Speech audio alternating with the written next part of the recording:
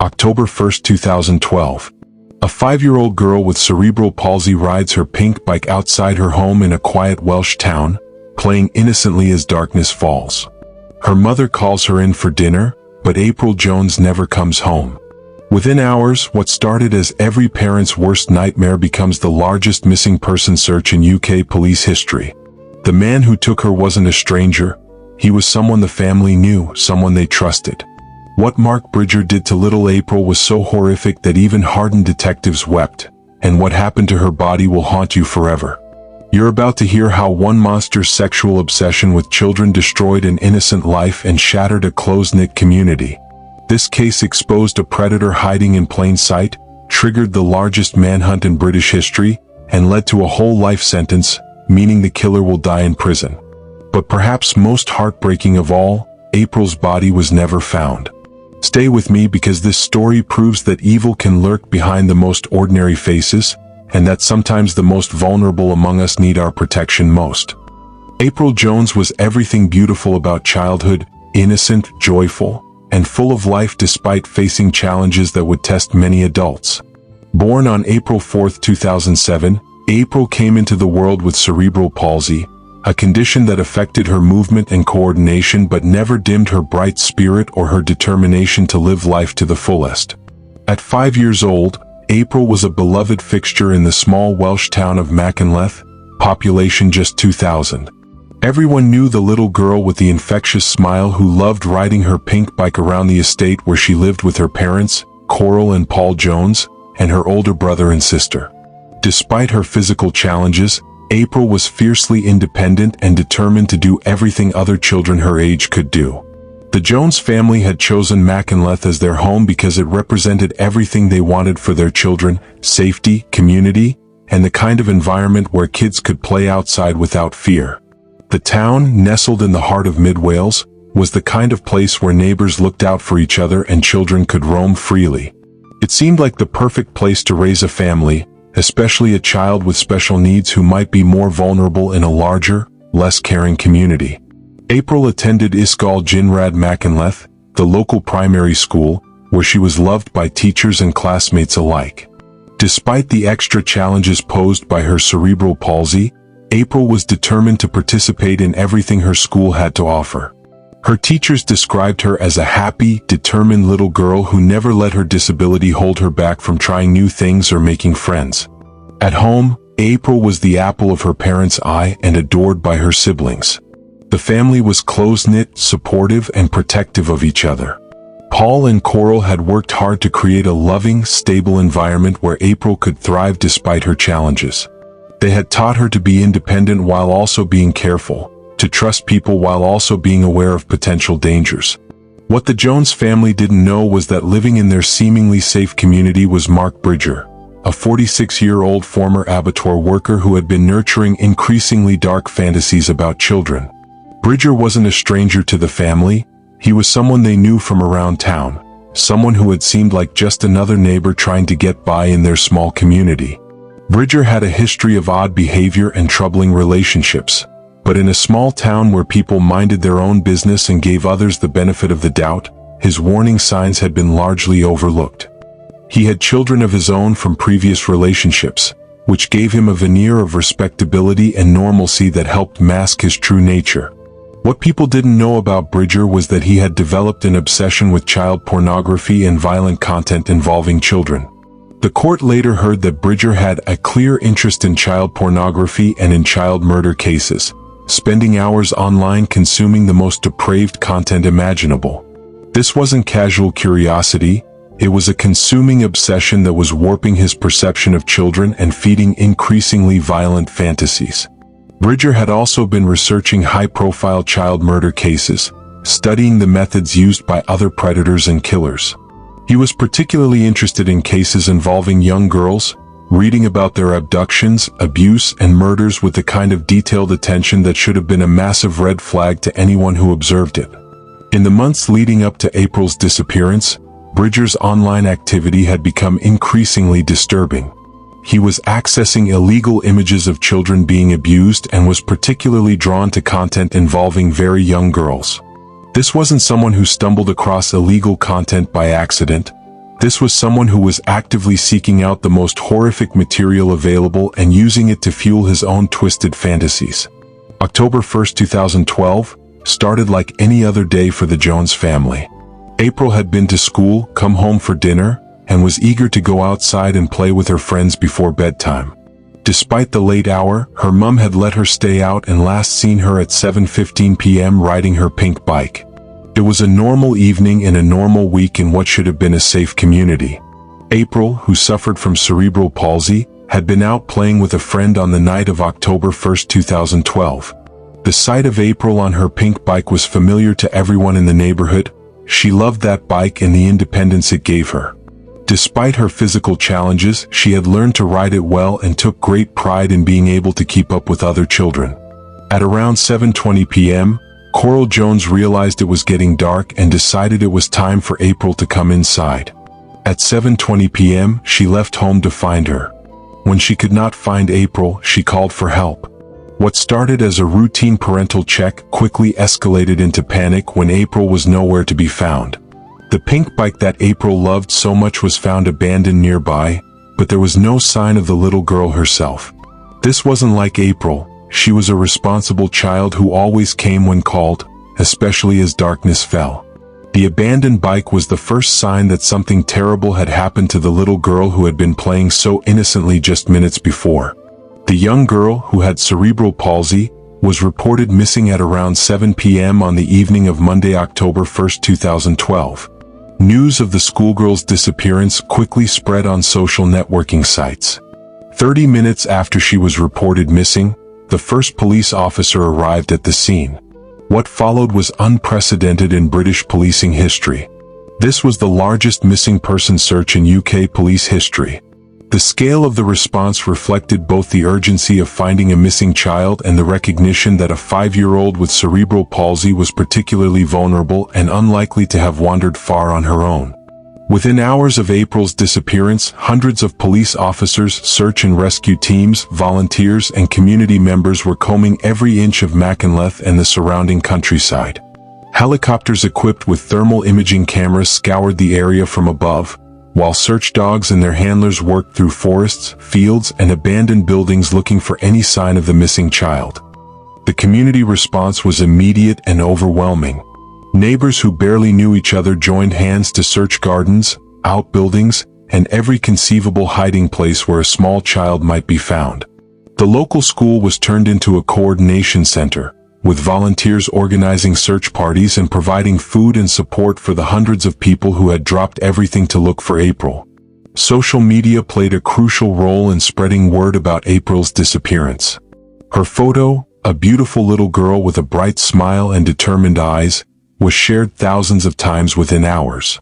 The hashtag #FindAprilJones began trending as people across the UK and beyond shared her image and appealed for information about her whereabouts. Mark Bridger, a 46-year-old local man, was arrested on the afternoon of October 2, 2012, less than 24 hours after April went missing. He became a suspect in the case because he matched a description of the man and the vehicle that witnesses had seen in the area around the time of April's disappearance. Several witnesses had seen a man in a dark-colored Land Rover Freelander in the area where April had been playing. The vehicle had been driving slowly and seemed out of place in the residential area. When police traced the vehicle registration, it led them directly to Mark Bridger. Initially, Bridger claimed he had accidentally hit April with his vehicle and had panicked, taking her body and disposing of it rather than calling for help.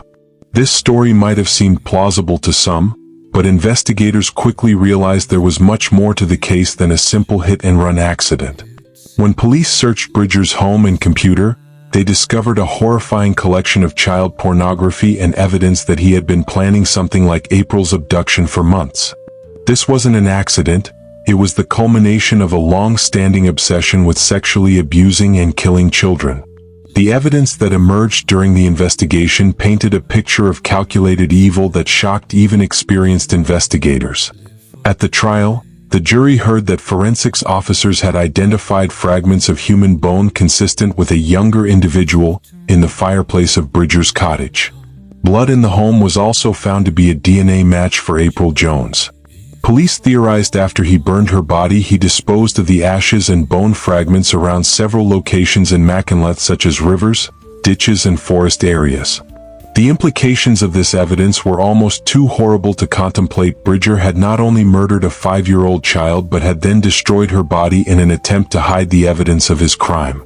The forensic evidence suggested that Bridger had taken April to his cottage, where he had sexually abused and murdered her before attempting to destroy all evidence of his crimes. The fact that bone fragments were found in his fireplace indicated that he had burned parts of her body, while other evidence suggested he had disposed of remains in various locations around the town. Although April's body has never been discovered, DNA evidence discovered during the search of Mark's home convinced police that she had been brutally murdered. The absence of April's body meant that her family would never have the closure of laying her to rest, adding another layer of cruelty to an already unthinkable crime. The trial of Mark Bridger began in 2013 and became one of the most closely watched criminal proceedings in Welsh history. The case against Bridger was built on forensic evidence, witness testimony, and the disturbing content found on his computers, which revealed the depth of his obsession with child abuse and murder. During the trial, prosecutors painted a picture of a man who had been planning and fantasizing about abducting and abusing a child for months. The evidence showed that Bridger had specifically targeted April, possibly because her cerebral palsy made her more vulnerable and less able to escape or fight back. In his sentencing remarks, the judge said Bridger had abducted April for a sexual purpose and then murdered her and disposed of her body to hide the evidence of your sexual abuse of her. The judge's words captured the calculated nature of the crime and the additional cruelty of destroying April's body to avoid detection. The trial was particularly difficult for April's family, who had to sit through horrific details about what had happened to their beloved daughter while also dealing with the fact that they might never recover her body for burial. Their dignity and strength throughout the proceedings was remarkable and inspired support from across the UK. On May 30, 2013, Bridger was found guilty of April's abduction and murder, in addition to perverting the course of justice. He was sentenced to life imprisonment with a whole life order, meaning that he will serve the sentence without the possibility of parole. Mark Bridger will spend the rest of his life in jail after being given a whole life sentence for the abduction and murder of 5-year-old April Jones. The whole life order is reserved for the most serious offenses and means that Bridger will never be eligible for parole. He will die in prison. The severity of the sentence reflected not just the horrific nature of the crime, but also the judge's recognition that Bridger posed an ongoing danger to children and society. It has long been my view that if you take a child's life for the purposes of your own sexual gratification, or to cover up a sexual offense, then the only rightful place for you to end your life is a prison. The whole life order was welcomed by April's family and the wider community, who felt that nothing less than permanent imprisonment could represent adequate justice for such an unspeakable crime. It also sent a clear message that society would not tolerate the sexual abuse and murder of children. The murder of April Jones had a profound and lasting impact on the town of Machynlleth and the wider community. A place that had prided itself on being safe and family-friendly had been shattered by the realization that a predator had been living among them, planning and carrying out the most horrific crime imaginable. Many parents in the community struggled with guilt over allowing their children the same freedoms that April had enjoyed. The sight of children playing outside, which had once been a source of joy and community pride, now carried undertones of fear and anxiety. The loss of innocence was felt not just by April's family, but by an entire community that had been forced to confront the reality that evil could strike anywhere. The case also highlighted the particular vulnerability of children with disabilities and the need for extra vigilance in protecting them. April's cerebral palsy had made her an easier target for a predator, and her case became a rallying cry for better protection of vulnerable children. Despite the conviction and sentencing of Mark Bridger, the search for April's remains continued. Her family's desire to lay her to rest properly was supported by the entire community and law enforcement agencies, who conducted extensive searches of areas where Bridger might have disposed of evidence. Police theorized after he burned her body he disposed of the ashes and bone fragments around several locations in Machynlleth such as rivers, ditches and forest areas. This meant that potential evidence could be scattered across a wide area, making recovery extremely difficult. The continued search efforts represented both the determination of law enforcement to provide closure for April's family and the community's commitment to ensuring that she would not be forgotten. Volunteers continued to search for years after her murder, driven by the hope that they might find something that would allow her family to finally lay her to rest. April's case led to significant changes in how missing child cases are handled and how communities protect vulnerable children. The response to her disappearance had demonstrated the power of social media and community mobilization, but it also revealed gaps in protection that needed to be addressed. New protocols were developed for responding to missing child cases, with particular attention paid to children with disabilities who might be more vulnerable to predators. The case also contributed to ongoing discussions about online safety and the need for better monitoring of individuals accessing child pornography. The massive search effort for April also led to improvements in search and rescue coordination, with lessons learned from the operation being applied to future cases. The use of social media and technology in the search became a model for other missing person cases. More than a decade after her murder, April Jones continues to be remembered not just as a victim, but as a symbol of innocence lost and the need for society to protect its most vulnerable members. Her case remains one of the most significant child murder cases in recent British history, both for its impact on the community and for the legal precedents it established. The whole life sentence given to Mark Bridger sent a clear message about how society views the sexual abuse and murder of children. It established that such crimes would be met with the ultimate sanction available under British law: permanent imprisonment without the possibility of release. April's family has worked tirelessly to ensure that her memory lives on in positive ways, supporting other families affected by similar tragedies and advocating for better protection of vulnerable children.